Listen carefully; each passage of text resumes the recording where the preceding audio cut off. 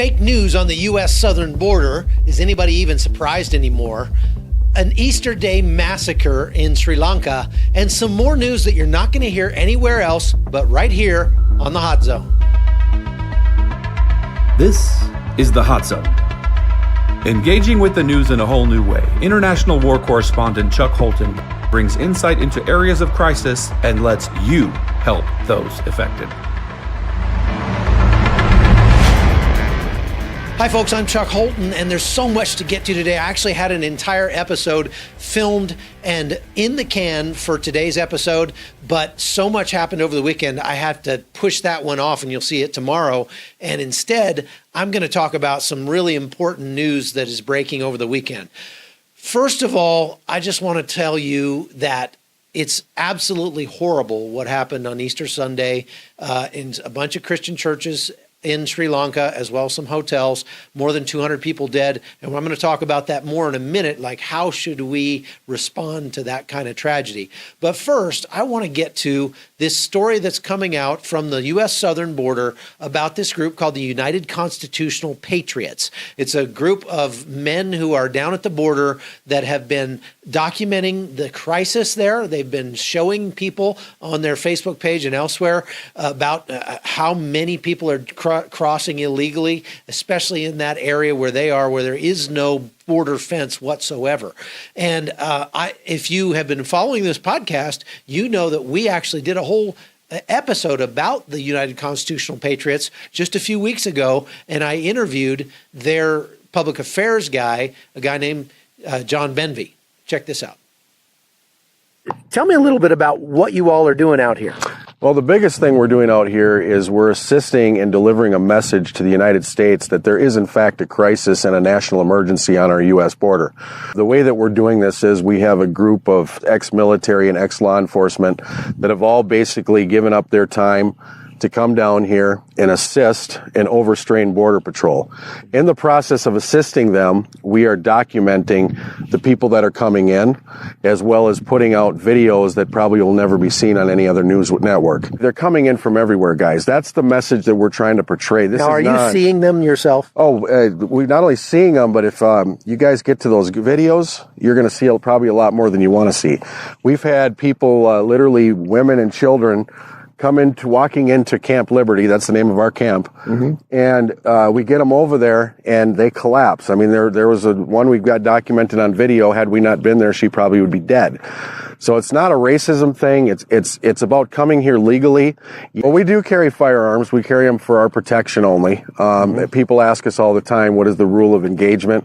It's no different than if we were on the street. Unless we're shot at or somebody feels there's an imminent threat of death, we're not here to shoot people. But we do have dangerous people around us. We do have serious criminals, cartels that don't care.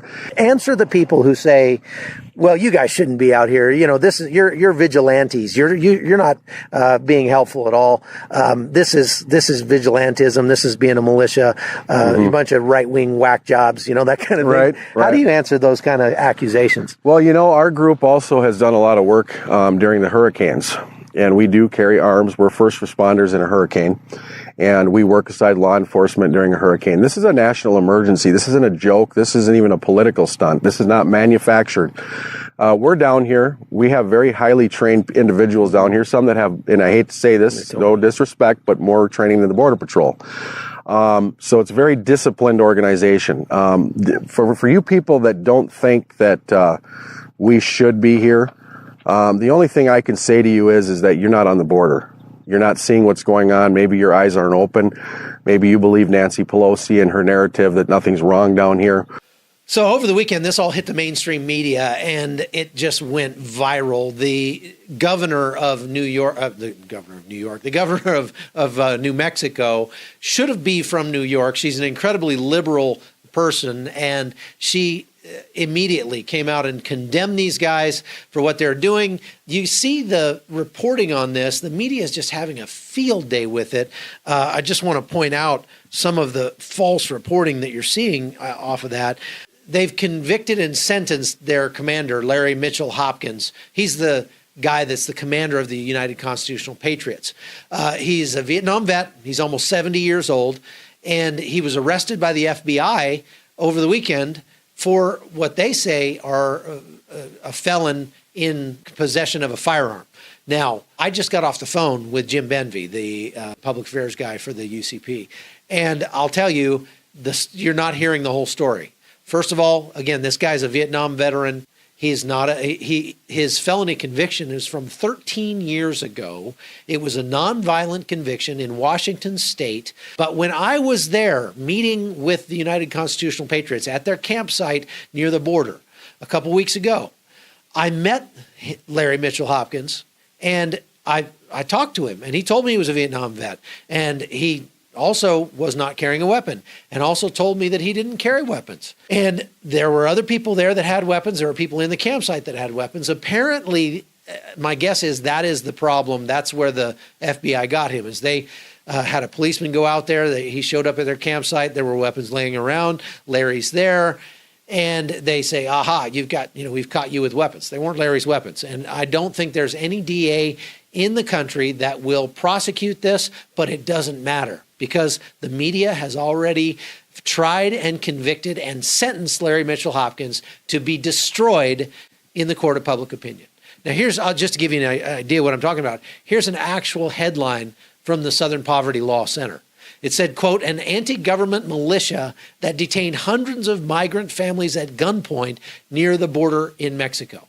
Okay, get that. Anti-government militia. When I was there, Larry was wearing a hat that said, Make America Great Again. He was a Trump supporter. I wouldn't call that anti-government. Militia, they took exception with that. You saw the quote from Jim Benvey. And detaining hundreds of migrants at the border, well, let's talk about that a little further. First of all, they're not detaining anybody. When I was there and talking to them, and if you go and watch their videos, there are hundreds and hundreds of people coming across that border every day. This group documents that. They walk over to where the groups are, they pull out a camera, and they start filming. Probably the biggest crime that Jim Benvey has committed, Jim, I'm talking to you, man, is that he always films vertically, and it drives me bananas. There are no TVs that look like that, Jim. You got to film horizontally, man. Please, I'm begging you. You'll get a lot better treatment from the media if you film like you know what you're doing. Don't take it personally. I'm just giving you a bad time. Nevertheless, these guys are documenting the illegal crossings on a remote stretch of border where there is no wall, and these illegal crossers are not trying to get away. They're not running away. They want to get picked up by the U.S. Border Patrol. And so what the United Constitutional Patriots do, I'm just going to call them Patriots from now on so I don't have to say that mouthful. The Patriots direct them to sit and wait, or hey, come over here and sit down and wait, and then they call the Border Patrol. And the Border Patrol comes and picks these people up. Now, in the process, these guys have had to treat some very urgent medical needs that these migrants have. And I hesitate to call them migrants. I think it's more accurate to call them illegal crossers at this point. But nevertheless, sometimes they come across, they're so just wiped out. They're exhausted and they have heat stroke or they start having seizures. And so the Patriots actually treat these people. That's not the action of a racist. That's not the action of a bigot. That's not the action of somebody who's kidnapping somebody. They're not holding migrants at gunpoint. That's the second point. The Patriots carry guns for self-protection. But they do not, from what I saw and from what I've seen in their videos, I have not been able to find one instance where they are pointing their weapons at the migrants, where they are doing anything that would meet the legal definition of brandishing those weapons. They're not threatening the migrants with their weapons. They're standing there with their M4s slung across their chests, and they're holding those weapons for self-protection because, look, they're in a very dangerous area where cartels very often come through with drugs and the cartels are armed. And obviously these guys need self-protection. By the way, they have every right to protect themselves in that way, in that place. In New Mexico, the open carry laws say that anybody over the age of 18 who can legally own a weapon can legally carry a weapon and carry it openly. Now, carrying a weapon is not the same as brandishing. If you've got it slung across your chest, you're not touching it otherwise, you're not brandishing that weapon. You're just carrying it, okay? And I saw one USA Today article that said they had their weapons unholstered. Well, they're carrying rifles. You don't holster a rifle, for Pete's sake.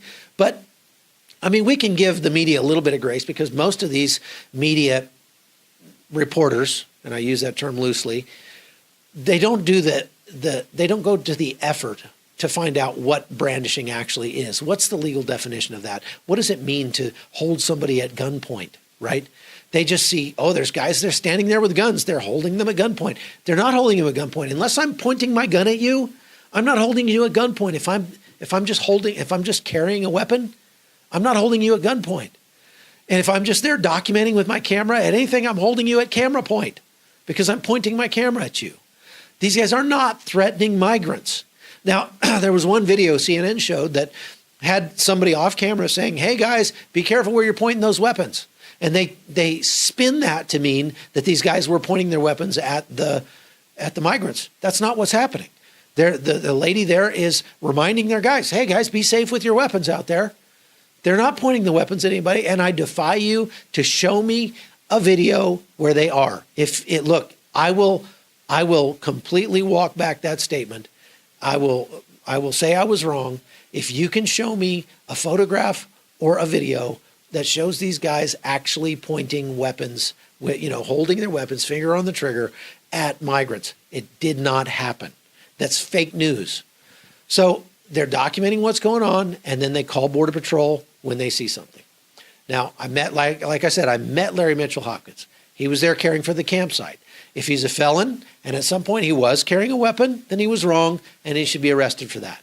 Now, we could go in further about, getting your Second Amendment rights revoked for a nonviolent felony 13 years ago.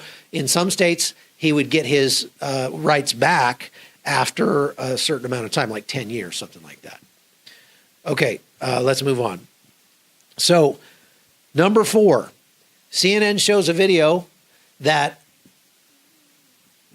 purports to show Jim Benvey, the public affairs guy that I interviewed. He's claiming to be a Border Patrol agent. Now, I'm going to just show this to you and let you hear what it sounds like.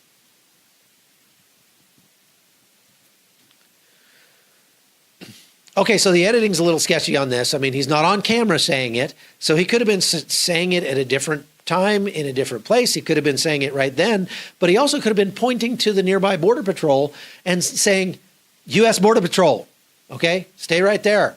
They'll come to you. You can't really tell from the video.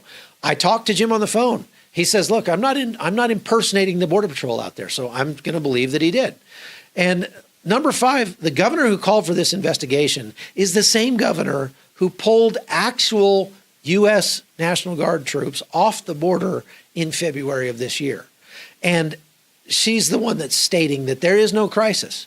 So if there is no crisis, then look, this woman is obviously a liberal. She's obviously going to be against a conservative group of patriots that are down on the border trying to say there's a big crisis here and actually putting the lie to what the governor said, that there is no actual crisis. Okay, now let's go on to what CBP had to say about this. Okay, they've been contacted and asked, what do you think about the United Constitutional Patriots? CBP put out a tweet that did not mention them by name, but what it says is this, quote, CBP does not endorse or condone private groups or organizations that take enforcement matters into their own hands. Interference by civilians in law enforcement matters could have public safety and legal consequences for all parties involved. If you read that very carefully, very carefully, what you'll see is that they did not condemn what these guys are doing. Because number 1, they're not enforcing the law. The Patriots are not enforcing the law. They're not taking law enforcement into their own hands. They are attempting to assist Border Patrol in what Border Patrol does in enforcing the law. They're not interfering with law enforcement. They're assisting law enforcement. So when Border Patrol says interference by civilians in law enforcement matters could have public safety and legal consequences for all parties involved, they are telling the truth, and they're not calling out the United Constitutional Patriots. That's all there is to it. And that's especially true if you look at the CBP's next tweet. Their next post said, if a member of the community witnesses or suspects illegal activity, please call 911, or if related to illegal border crossing activity, call the Border Patrol tip line at 1-877-872-7435 or 1-800-BE-ALERT. Now, they immediately came back and posted this after that first tweet. This is exactly what the United Constitutional Patriots have been doing. They're witnessing illegal activity and calling the Border Patrol. If you see something, say something. How hard is this? Okay? Now, everybody's going crazy about the commander being arrested. Now, the FBI had to make a tweet to remind everybody that just because we arrested this guy doesn't necessarily mean he did anything wrong. The FBI's Twitter account put this tweet up. Larry Mitchell Hopkins, also known as Johnny Horton Jr., is expected to have an initial appearance in U.S. District Court in Las Cruces on Monday. The public is reminded that all defendants are considered innocent unless convicted in a court of law. So I'll make a prediction. This guy is not going to be convicted in a court of law. This case will get dropped. He will get vacated. It will get something, but it won't matter at that point, because at that point, the Patriots, the media's already got what they want out of it, right? All right, so let's talk about what's happening in Cucuta. I got word yesterday, this has not hit the mainstream press yet. This is something you're only going to hear right here on the podcast, and that is that some of the Venezuelan troops who defected back on February 23rd and have been staying in Cucuta in different locations around the city are saying that there have been attempted assassinations against them by Venezuelan operatives. Over the weekend, on Saturday night, a group of hooded men with weapons attempted to attack the hotel where some of the Venezuelan troops were staying. They got into a firefight with Colombian police officers, and who fortunately were able to drive them off, and nobody was injured that we know of. But they are very worried, not only for their own safety, but for the safety of their families, because Nicolas Maduro is sending assassins to try to kill his own soldiers. So I think that this is going to come to a conclusion sooner rather than later, and we'll pray that it does. As I find out more, I'll keep you updated. Now let's go on to talk about the bombings in Sri Lanka over the weekend. Easter services, Christians there worshiping the risen Savior, and jihadis blow up the churches. This is a common theme that we see a lot in that part of the world and in places like Cairo, in Egypt, across the Middle East. Look, it's not safe to be a believer. That's all there is to it. And this has always been kind of puzzling to me, because if you think about it, here we are advocating a worldview that says, love one another, love your neighbor as yourself, put others' needs before your own. And, you know, that God is love, and he loves you. He loves you so much that he sent his son to die in your place, to pay for your transgressions with his sinless, perfect blood. Okay, so what's so offensive about that? I mean, if everybody were to follow that worldview of do unto others as you'd have them do unto you, the world would be a whole lot better place.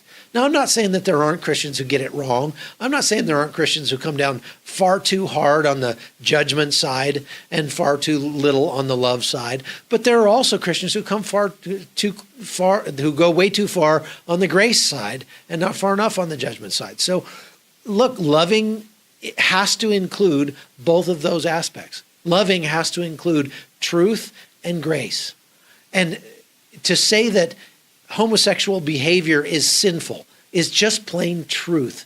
But to say that God has grace for homosexuals just like he does for all sinners, and that God can forgive you and change your life and make it better if you just turn your life over to him and live according to his precepts. It's not about rules. It's about love. It's not about dying to fun. It's about dying to yourself and living with purpose and passion. That's what Christianity is about. But we've been promised in the Bible that Christians will be persecuted, and we see that everywhere you go. Pretty much everywhere you go, Christians are persecuted in one way or another. We see it in the United States, not anywhere near the extent that we see it in other countries, but in reality, it happens all around the world. So we shouldn't be surprised when we see attacks like this. And the question is, what's the right way to respond? Well, we as individuals respond to hate with love. The Hot Zone is produced by Amy Holton and Livefire Media. Copyright 2019.